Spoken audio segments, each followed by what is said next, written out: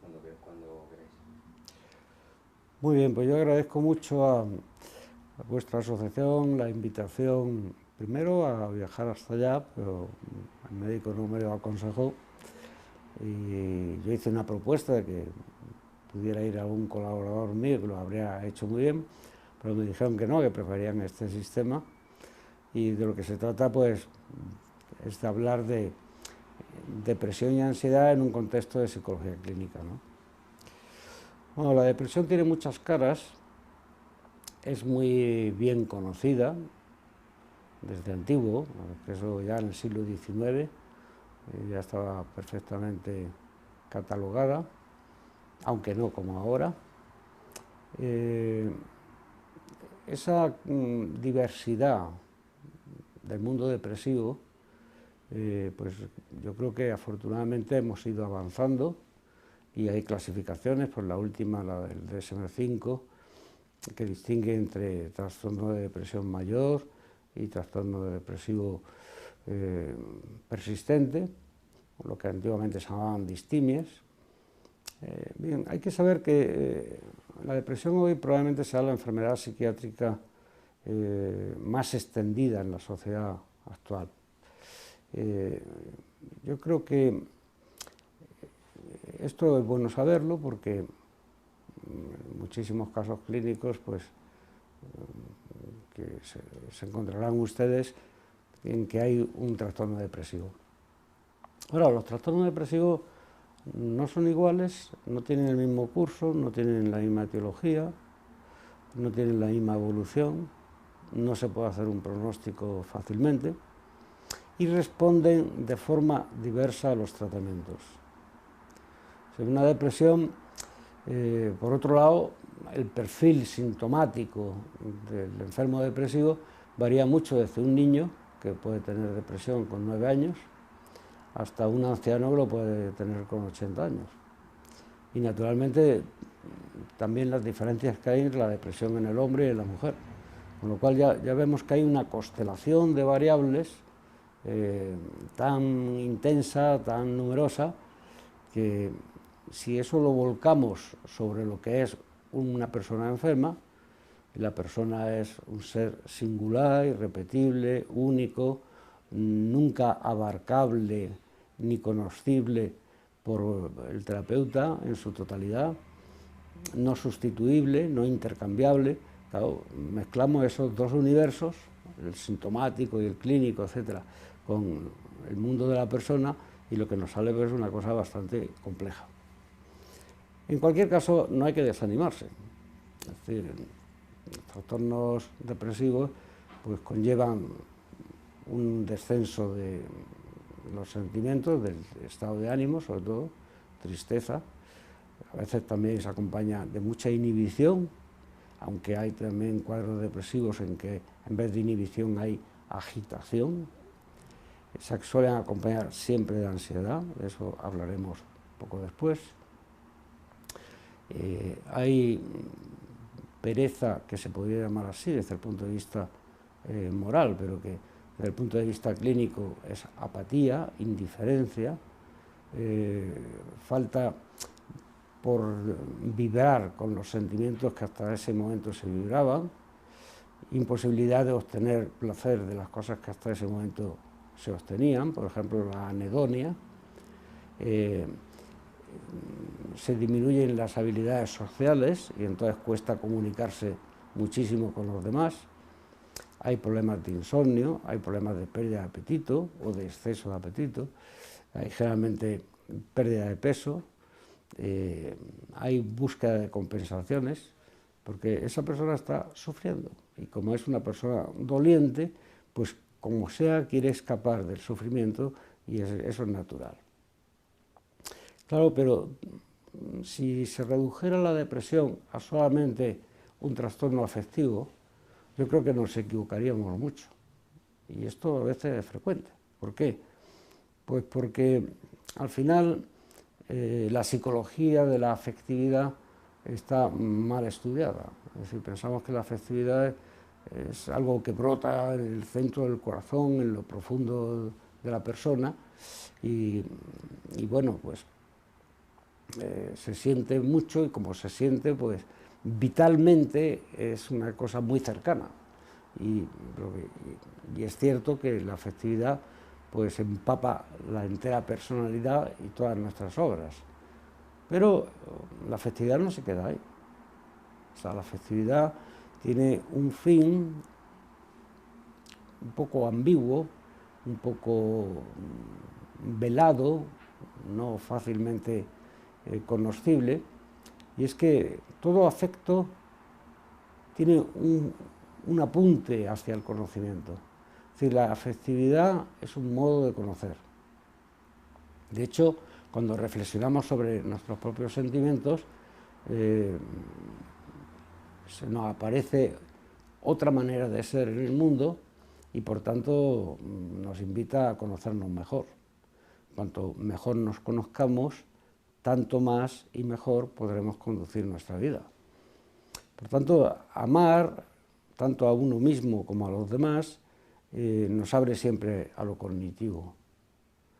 Y por eso, aunque son dos facultades completamente distintas en el estudio al menos, el entendimiento y la voluntad, o la inteligencia, la razón y los sentimientos, o la cabeza y el corazón, como se dice vulgarmente, sin embargo, en la persona viva, ambos están absolutamente interactuando continuamente. O sea, una persona puede sentir la desesperación de una tristeza perseverante y que no hay manera de disminuirle su intensidad, pero eso a su vez está vinculado a los pensamientos que genera. Es decir, control sobre la afectividad tenemos muy poco, desgraciadamente. ¿Por qué? Porque son pasiones que por una parte tienen un componente biológico del cual no he hablado. Ahí estaría todo el sistema hormonal, ahí estaría el estrés, ahí está todos los núcleos cerebrales, como hoy ha puesto en evidencia las técnicas de exploración cerebral no invasivas. Por tanto, ahí está la amígdala, está el sistema límbico, está el hipocampo, etc. Si lo vemos desde otro nivel biomolecular, pues hablaríamos de la serotonina, de la dopamina, etc. Y eso sí es bueno tenerlo en cuenta, porque uno de los recursos más poderosos que tenemos hoy para hacer frente a la depresión son los psicofármacos. Y ahí se plantean muchos problemas. Hay personas que creen que con solo psicofármacos las depresiones se vencen. Yo no pienso así. Creo que los psicofármacos es la pieza o el instrumento hoy más importante, porque es más poderoso, y porque en las primeras fases de un cuadro depresivo lo que hay que hacer es sacar a la persona cuanto antes de ese sufrimiento que tiene, y eso sí se puede conseguir con antidepresivos, pero siempre será necesaria la psicoterapia. ¿Por qué? Porque con solo los antidepresivos no ayudamos a que cambien las actitudes del paciente frente a su enfermedad, o que cambien el contexto social en que ese paciente se mueve.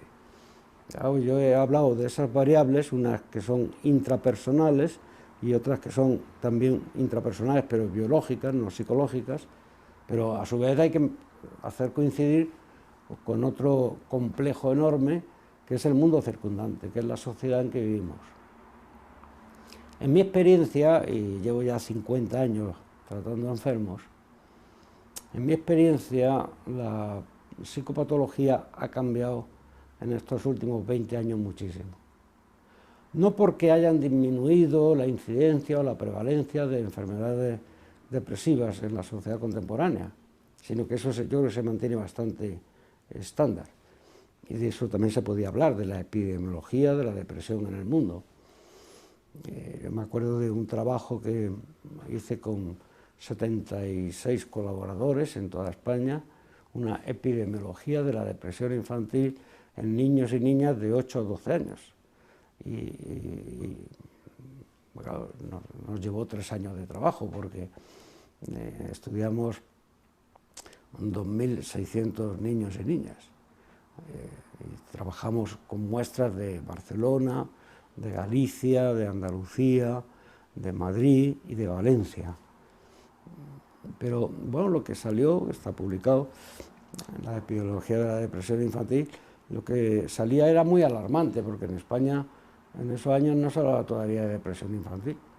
Y lo que descubrimos es que si se tomaban las dos entidades clínicas halladas, depresión mayor y trastorno distímico, que es como entonces se llamaba, pues eso alcanzaba una ratio de casi el 7% de esa población. Claro, si un niño de 12 años hace un cuadro depresivo, no se le comprende, no se le entiende, se le sigue exigiendo, sigue fracasando, no tiene amigos, se le ve raro y a lo mejor comienza a ir al especialista cuando tiene 20 años, pues de 12 años a 20 años han pasado 8 años importantísimos para el desarrollo personal y social, en que ese niño pues, ha ido por un mal camino. Y esto sí que creo que hay que sensibilizar más a la sociedad. No se trata de psiquiatrizar ahora toda la pediatría, ¿no? Pero hay escalas que sirven para screening, para enseguida detectar estos trastornos depresivos y por lo menos si se ve que puntúa un poquito alto ese niño, y son escalas que se pasan en 5 minutos, pues entonces ver si el especialista ahonda un poco más y confirma o no el diagnóstico. Pero yo creo que en los niños es un ejemplo clarísimo, no digamos los adolescentes, en que esto hay que hacerlo. ¿Por qué? Porque si se toma un cuadro clínico apenas se comienza, apenas ha comenzado, con poquísima medicación, enseguida se alivia. Y además se recuperan tan bien que puede ser que yo no vuelva a tener ningún bache depresivo nunca más en su vida. Si a la vez pues mejora su contexto social, empieza a subir su autoestima, saca buenas notas, tiene más refuerzo familiar, deja de ser raro y todo el mundo interactúa con él, pues tenemos una persona que se va desarrollando en el mejor de los sentidos, ¿no? Pero incluso en los niños y niñas observamos que las escalas que pasábamos, por ejemplo la de Beck y la de Hamilton, los ítems en que más puntuaban eran diferenciales según fuera chica o chico. Es decir, un niño con depresión es un niño enfadado, irritable, agresivo, maleducado, solitario, que muchas veces probablemente no llore.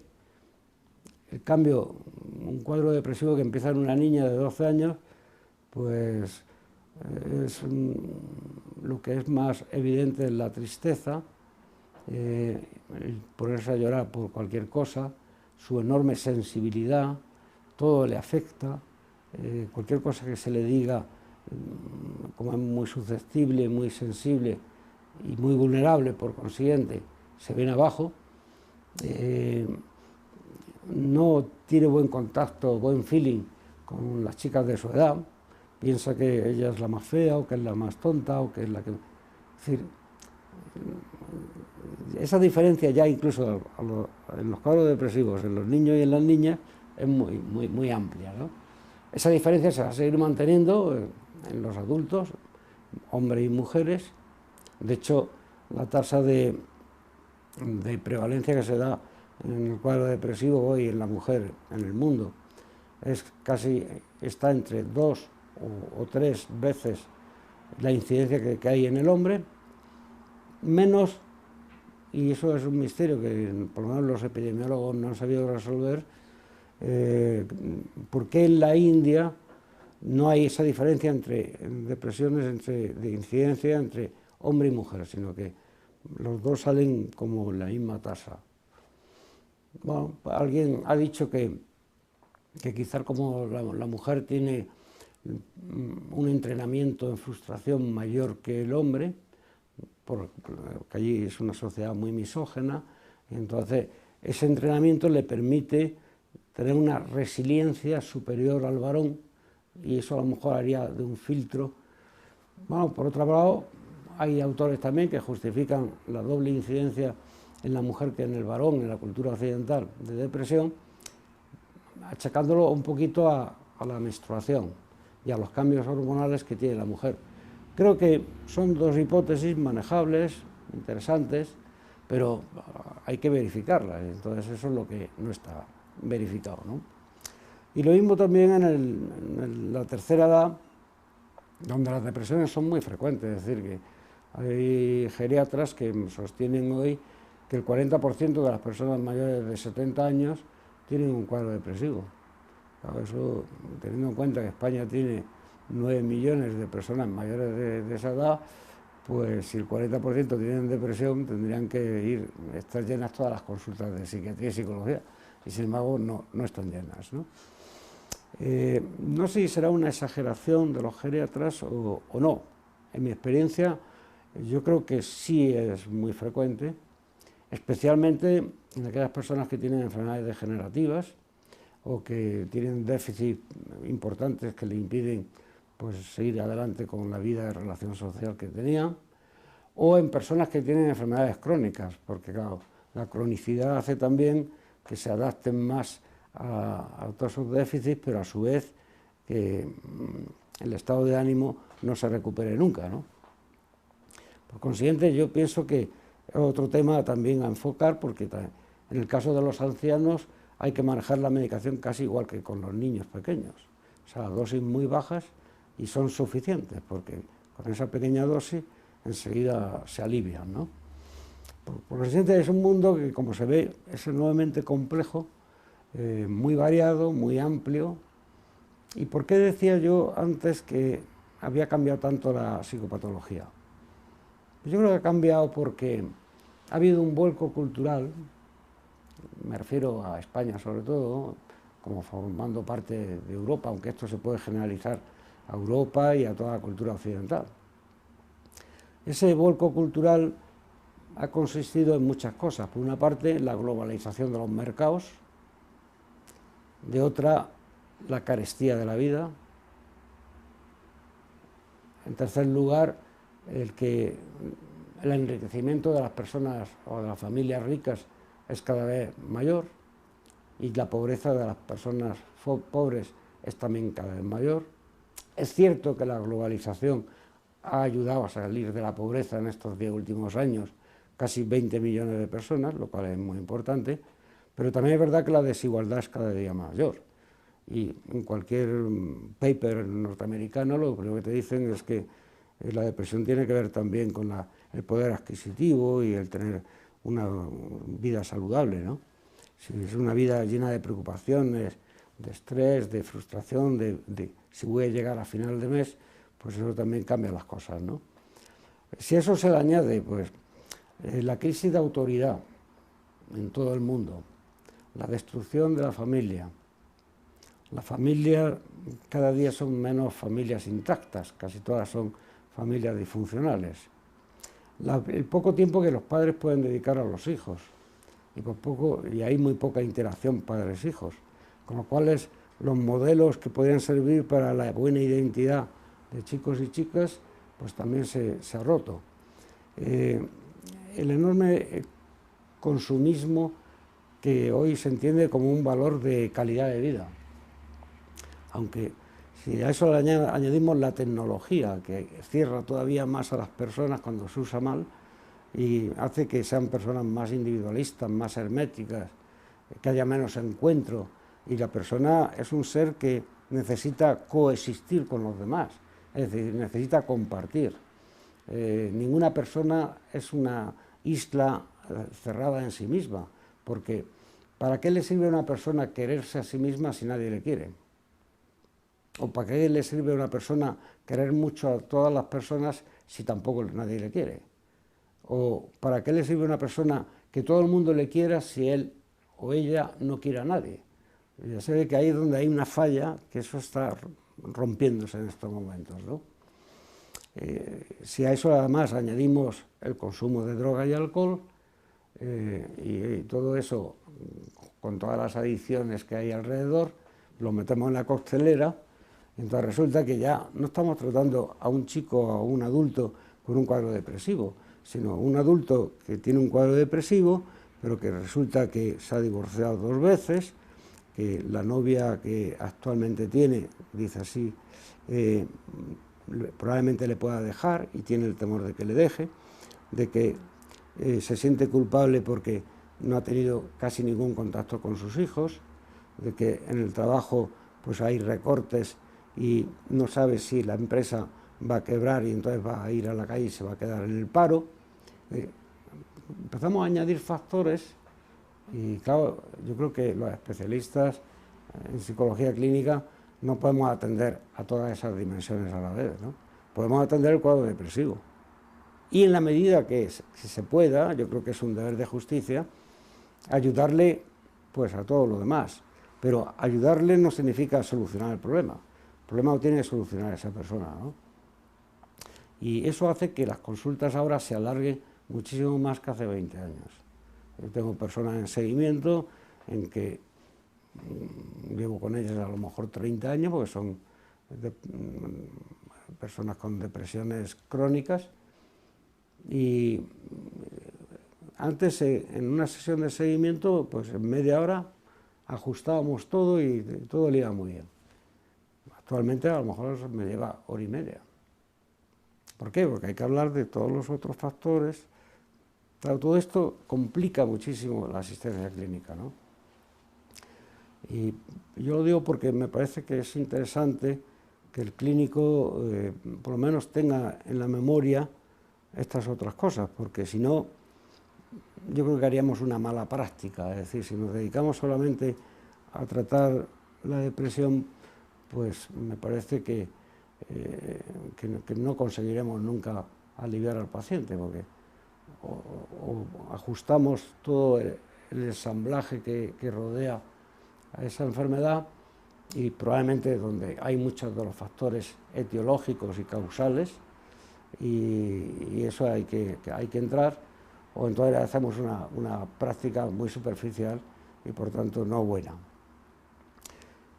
Un punto más aquí, y es que yo creo que también hay que reconocer que aproximadamente un 1% de todas las depresiones es lo que en clínica se llaman depresiones resistentes. Es decir, son depresiones que no responden, no como respondería cualquier enfermo depresivo normal, a los tratamientos psicofarmacológicos habituales. Bien porque tienen un metabolismo especial, o bien porque esas moléculas, en ellos el sistema de degradación y de asimilación es distinto a otras personas. Esto lo encontramos con alguna frecuencia. El 1% es muy poco, ciertamente, pero ahí está. Sobre eso también publicamos un libro sobre depresiones resistentes, en colaboración con la Facultad de Medicina de Barcelona, y la verdad es que hay muchos protocolos, incluso que se pueden seguir, de qué moléculas se pueden emplear según los casos, ¿no? ¿Por qué? Porque ha demostrado que en algunas depresiones resistentes, cambiando el fármaco y ajustándose a ese perfil sintomático que la persona tiene, pues a veces se alivian las depresiones resistentes. Pero nuestra conclusión, y así los pusimos en ese libro, es que hay que intervenir también en los factores sociales. Claro, normalmente un psicólogo o un psiquiatra no es un sociólogo, y además no podemos cambiar la sociedad, pero sí podemos aconsejar, reflexionar, hacer que esa persona en su intimidad se conozca mejor, conozca las claves, y sobre todo yo creo que hoy, disponiendo como disponemos hace casi 50 años de las terapias cognitivas, yo creo que ahí se puede hacer muchas cosas, ¿no? Yo pienso que tanto las terapias existenciales y humanísticas como las terapias cognitivas, en el caso de la depresión, deben asociarse siempre al uso de los psicofármacos. Nosotros hicimos una investigación con dos colaboradores que hicieron la tesis doctoral en esa materia, que fue estudiar el comportamiento de depresivos relativamente igualados en una serie de variables, en los que se le pasaban las escalas cada 15 días para ver el seguimiento, y ahí distinguimos varios grupos, es decir, un grupo que fue tratado solo con psicofármacos, otro que fue tratado solo con terapia cognitiva, otro que fue tratado con psicofármacos y psicoterapia y terapia cognitiva, y un grupo control que no quiso ningún tratamiento. Bueno, pues lo que se ve en el diverso cribaje en el seguimiento, pasándole el mismo test, es que hay ítems que son más vulnerables, por lo tanto mejoran más rápidamente con terapia cognitiva que con psicofármacos. Y hay otros que la terapia cognitiva apenas hace nada y en cambio los psicofármacos lo sacan adelante.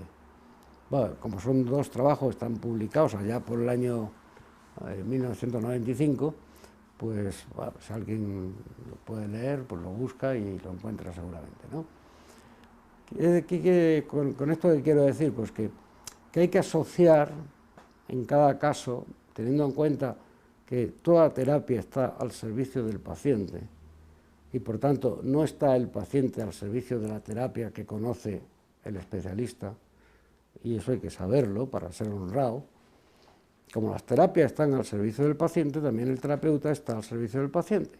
Y según lo que padece el paciente, pues habrá que recurrir a los psicofármacos que mejor le vengan en cada caso, según las indicaciones, según el perfil que tiene, y también a la psicoterapia con la que mejor pueda sintonizar ese paciente, ¿no? Yo creo que este es un problema ético que casi nunca nos lo planteamos, por lo menos en España, y que creo que es de obligado cumplimiento, ¿no? Es decir, cuando se trata con un paciente en las primeras sesiones, habrá que decirle qué programa terapéutico vamos a seguir. Y habrá que presentarle las opciones que tenemos. Cuando un psicólogo o un psicoterapeuta lo único que dice es que no conoce nada más que un procedimiento de psicoterapia y por eso omite la oferta de diversos procesos psicoterapéuticos, pues yo creo que entonces es que a todo el mundo le está aplicando el mismo protocolo. Y eso me parece que es un error. Ciertamente a veces se hace porque se tiene miedo a derivar el enfermo a otro psicoterapeuta, pero yo creo que el buen servicio, la ayuda al prójimo, el sacar adelante a la persona doliente, exige que diga, mire usted, yo conozco estos 3 procesos psicoterapéuticos y en esto sí que puedo hacerlo bien, sí que le explico brevemente en qué consisten, o empezamos con uno de ellos, el que usted elija, y si esto va adelante, fenomenal, y si no, pues hay otros muchos procedimientos y yo les puedo derivar a otras personas que son de mi confianza y que lo pueden hacer mejor, ¿no? Porque, claro, en el fondo el paciente confía en el terapeuta. Y yo creo que la confianza exige también la confianza del terapeuta hacia el paciente. Es decir, que la confianza tiene que ser recíproca. Si el terapeuta no se fía del paciente, la terapia que va a hacer está mal hecha. ¿Por qué? Porque él tiene que tomar como verdad, aunque no absoluta, pero sí verdad personal, verdad existencial, lo que el paciente le cuenta, ¿no? Y a su vez lo que el terapeuta le dice al paciente, el paciente debiera tomarlo también con total confianza como el camino a seguir para salir de donde está, ¿no? Creo que eso es interesante y me parece que es bueno insistir en ello, es decir, la conveniencia de asociar siempre psicofármacos y psicoterapia. ¿Por qué? Pues no tenemos ningún fármaco para la culpabilidad, o para la soledad, o para el individualismo, o para el egoísmo, o para la incapacidad de donarse al otro, o para la capacidad de ponerse en los zapatos del otro y sentir lo que el otro siente. Y todo eso es tejido social.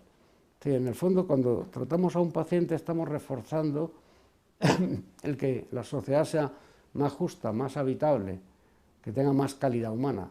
Y eso no lo podemos olvidar. Es decir, tenemos una deuda social. Y también la sociedad tiene una deuda social con el clínico. ¿Por qué? Pues si un paciente mejora, pues naturalmente mejora su entorno. Si un paciente empeora, pues sobrecarga a su familia. Y por tanto crea malestar social. Entonces yo creo que por eso, si se pudiera, yo aquí lo he conseguido muy pocas veces, lo ideal sería que siempre que tratemos a una persona depresiva, sobre todo si es grave, tener una sesión al menos informativa con los miembros de su familia, porque de alguna forma eso va a incidir en todos los miembros de la familia, y cómo respondan los diversos miembros de la familia van a contribuir a que el tratamiento vaya mejor o que no vaya. No digamos si alguno intenta sabotear la terapia que se está haciendo o las pastillas que se tiene que tomar, ¿no? Entonces, claro, para eso tenemos poco tiempo, y tampoco culturalmente, al menos en España, no hay costumbre de que la familia acompañe al paciente, ¿no? Y a la vez hay mucho profesional que no está dispuesto a recibir a ningún familiar del paciente, porque entiende mal el secreto profesional, creo yo, que es decir, no, yo lo que me diga el paciente tiene que ser para mi intimidad y para nadie más. Bueno, eso es verdad, pero usted sí que puede, sin desvelar lo que le ha contado el paciente, usted sí que puede dar instrucciones, consejos a los familiares de que forma parte este paciente, ¿no? Porque si la alianza entre el clínico o el psicoterapeuta y la familia beneficia al paciente, pero muchísimo. Por ejemplo, hay familiares que no comprenden lo que es una depresión. Y claro, cuando el depresivo se siente incomprendido, y por eso dicen que preferirían un cáncer a una depresión, pues lo que nos están mostrando es la cerrazón del horizonte familiar en el que tiene que sacar adelante su sufrimiento, ¿no? Y bastaría pues tener una sesión con los dos hijos y la mujer del paciente, explicarles un poco qué es una depresión y algún detalle de los síntomas que padece su hijo o su hermano y cómo ellos pueden hacer el abordaje y el afrontamiento de esos síntomas para que entre todos colaboremos, ¿no?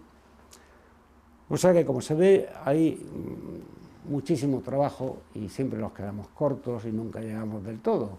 Pero bien, porque esa es también una buena condición para que pensemos y reflexionemos en nuestra propia humildad, ¿no?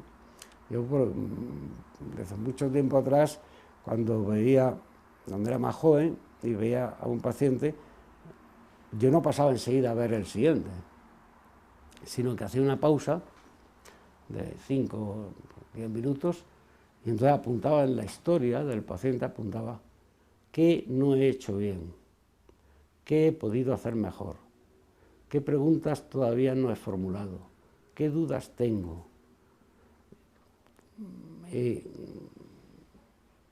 El paciente tiene más confianza conmigo a partir de esta consulta. Bueno, entonces eso lo estudiaba, contestaba lo que podía, lo dejaba ahí apuntado, y entonces la siguiente vez que le veía, si tenía que leer algo sobre ese paciente, pues lo estudiaba, y entonces la siguiente sesión yo antes me leía todas esas preguntas, y entonces intentaba rectificar en la siguiente sesión. Creo que ese es un modo de autoayuda y de autoformación que todo clínico debería manejarlo, sobre todo al principio, sobre todo en los primeros años. ¿Por qué? Porque uno hace más o menos un comportamiento estereotipado, pues que así es la ciencia, nos han enseñado pocas cosas, pero importantes, y uno aplica una especie como de protocolo personal que tiene, y no nos damos cuenta de que tenemos que ser más críticos, pensar por qué este paciente a mí me cae peor o me cae mal, o mi comunicación con él es tan torpe, ¿no?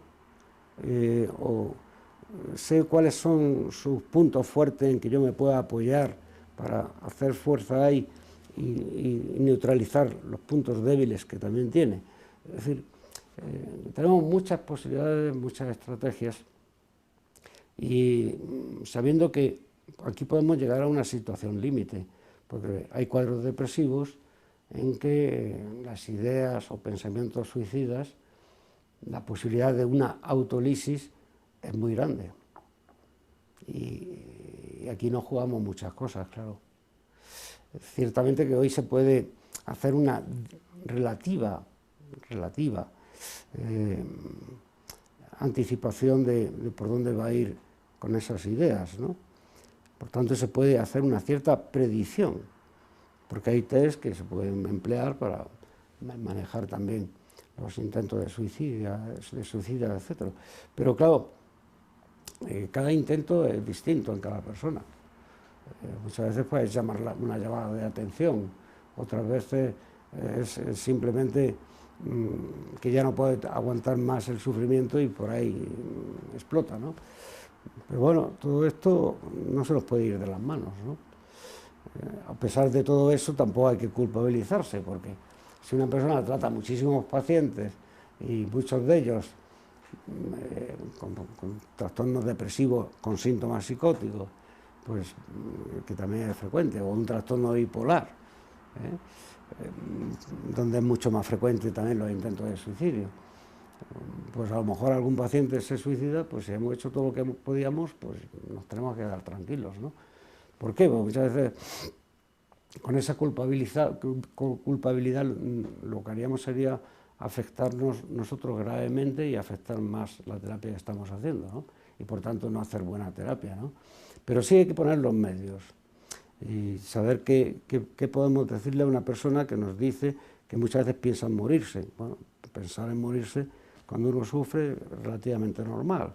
Cuando ya eso pasa del pensamiento a la acción y hay intentos, o, aunque sean simulados, o fingidos, o calculados, pero ya estamos en otra área de mucho más riesgo, ¿no? Y lo mismo también, ver también los antecedentes familiares, porque resulta que también hay muchas veces personas con una depresión grave, pero sin síntomas psicóticos, que sin embargo, como tiene antecedentes familiares de padres o abuelos que se suicidaron, él piensa que va a hacer lo mismo, y entonces eso le pone en un riesgo mayor, ¿no? Es decir, como se ve, tiene muchas caras el problema, y yo creo que, bueno, pues que seguramente hay que hacerlo mejor, todos podemos hacerlo mejor, y por tanto todos podemos crecer, y de lo que se trata es de seguir creciendo, ¿no? Bien, hay otro aspecto, que yo no sé cómo vamos de hora, pero hay otro aspecto que también hay que tocar, es decir, la ansiedad no es la depresión, me parece que hasta ahí llegamos, pero no hay depresión que no se acompañe de ansiedad. Y esto no significa que podamos hacer un diagnóstico dual, sino que la comorbidad o comorbidicidad de la depresión y la ansiedad es un problema añadido. A veces la depresión es casi, se puede presentar en estado puro, con muy pocos síntomas de ansiedad. Otras veces al contrario, hay más ansiedad que depresión, pero a mí me parece que lo que con más frecuencia yo he visto es la asociación depresión-ansiedad.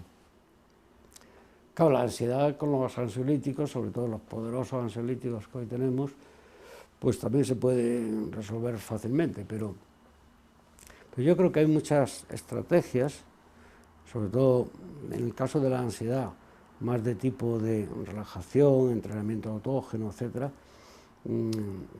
más comportamental que cognitiva, que puede contribuir también a aflojar esa intensidad de la ansiedad, ¿no? Sabiendo que ansiedad y depresión se pueden estudiar como si fueran entidades independientes, aunque la una y la otra interactúan. Y está bien que sea así, porque claro, efectivamente un trastorno de ansiedad generalizada o una fobia no tiene nada que ver muchas veces con la ansiedad que tiene un depresivo. Pero no conviene no olvidar que de una forma espúrea, de una forma ambigua, compleja, incluso latente, la ansiedad y la depresión sacan sus orejas en muchos cuadros clínicos, que no son ni ansiedad ni depresión. Pongo, por ejemplo, el tema de los TOC, de los trastornos obsesivos compulsivos, ¿no? El trastorno obsesivo, si uno lo explora bien, encontrará que hay una enorme ansiedad, aunque a veces puntual o a veces esporádica, no continua, y que hay también un trastorno depresivo, y que puede ser leve o puede ser muy grave. Y eso no es el TOC, aunque forma parte del TOC. Entonces dice uno, bueno, pues no puede uno decir, bueno, pues este paciente solamente yo trato el TOC, porque he sido diagnosticado de un trastorno obsesivo compulsivo. No, no. Usted tiene que profundizar y todo lo que haya tiene que seguir ayudando, porque forma parte de ese cuadro. Y si usted no trata el trastorno depresivo, probablemente el TOC no va a mejorar, o no va a mejorar en modo suficiente. Y si usted no resuelve el problema de la ansiedad, probablemente el TOC tampoco va a mejorar en grado suficiente. Por tanto, no encasillemos o encapsulemos los diagnósticos como unidades separadas, puras, como si fueran una mónada ahí y otra, sino, por eso yo creo que tampoco quiere decir con esto que no haya que hacer un diagnóstico categorial y que todos sean dimensiones, porque me parece a mí que al final la diferencia entre dimensión y categoría hoy está muy oscura, no hay una frontera clara. Las escalas trabajan con dimensiones, la clínica trabaja con categorías, pero a su vez muchas veces se llega a las categorías a través de dimensiones. ¿Por qué? Porque si uno coge el listado sintomático, pues esto se cumple, aquello no se cumple, y puede servir como una dimensión, efectivamente, ¿no? Bien, dicho esto, yo creo que hay que estar ojo a visor para tratar cada paciente en todo aquello que sufre. Voy a poner otro ejemplo en que los componentes se suman. Una anorexia mental es un diagnóstico cierto y claro y lamentablemente muy frecuente también en nuestros tiempos, ¿no? Pero si uno bucea un poquito en la anorexia mental, se dará cuenta que hay un componente obsesivo. Y eso no es un TOC, pero hay un componente obsesivo. Que hay angustia siempre. Y que hay un cuadro depresivo. El diagnóstico es anorexia mental, sí, pero tiene ansiedad, tiene obsesiones, tiene tristeza.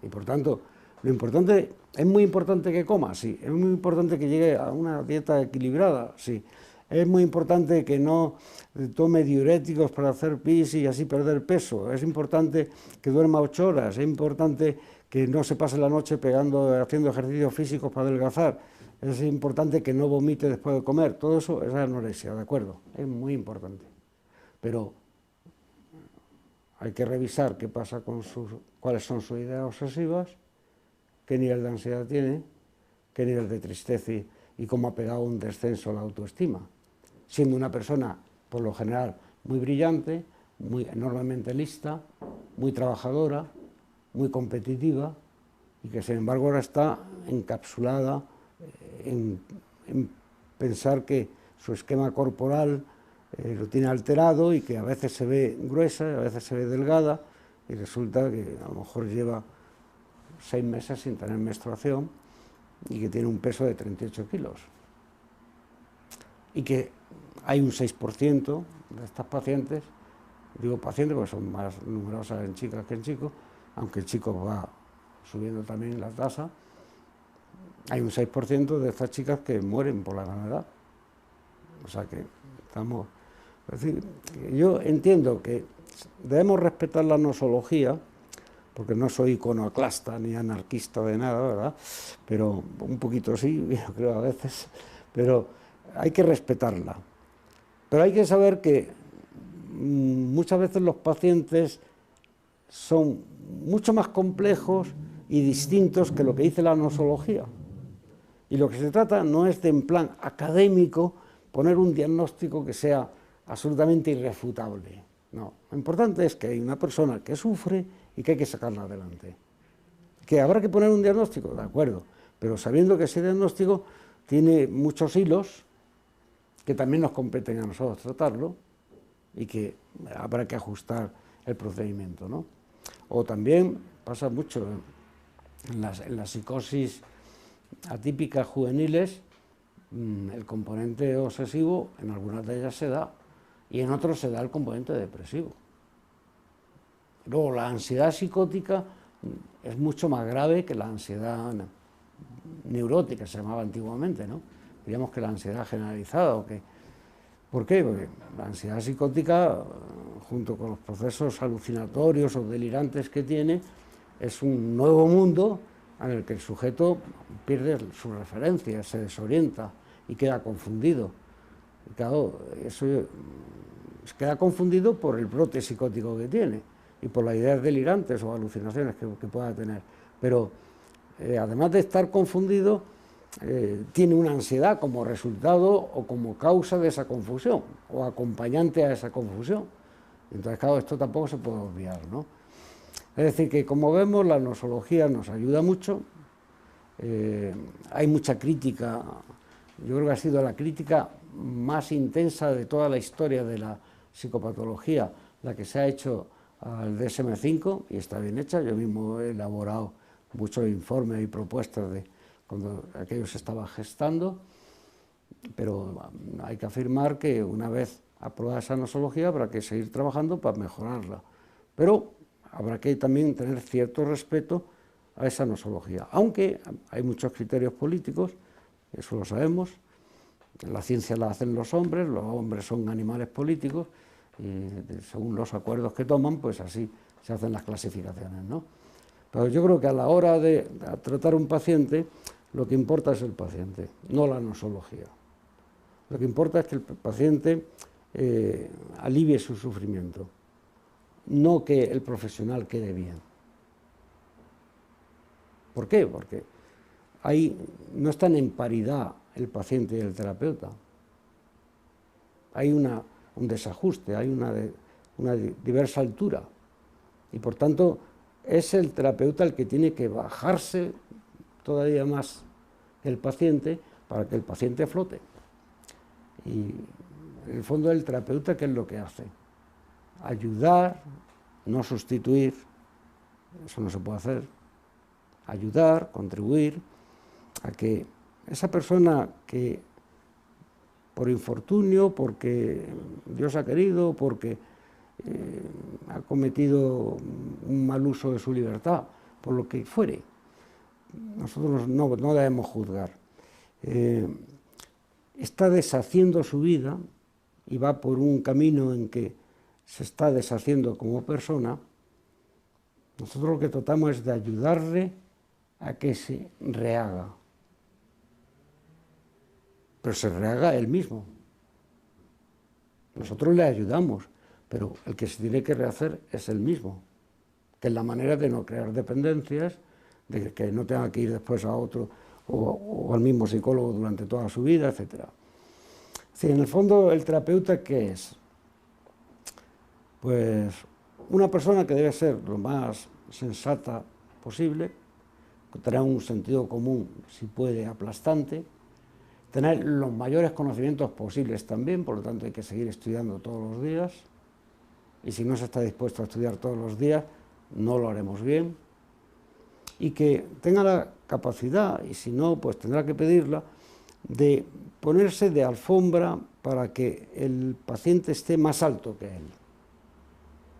Eso no significa que consintamos al paciente lo que hace mal, no, hay que ser claro, hay que ayudarle a reflexionar, tiene que corregir sus errores y por lo tanto no podemos decir que lo que hace bien, lo que hace mal está bien hecho, no, eso no. Pero tampoco juzgamos, lo que sí hacemos es ofrecer ayuda y eso hay que explicárselo. Mire usted, entre usted y yo vamos a hacer una alianza, de manera que hay un problema, su enfermedad, y hay dos voluntades, la suya y la mía. Y lo que quiero es que su voluntad y la mía se fusionen, se encuentren, se unan. Y entonces habrá una sola voluntad, que es doble, contra un único problema. Teniendo papeles diferentes, usted es el que tiene que curar su enfermedad. Yo no le curaré su enfermedad. Y mi papel es ayudarle a que usted cure su enfermedad. Claro, me parece que ese es un contexto, me parece más humano, y creo que esa sería, pues, bueno, una conclusión a la que yo he llegado y que quiero compartir con ustedes, de que Me parece que esa es una vía regia para humanizar todavía más la salud mental y la psicología clínica. Muchas gracias.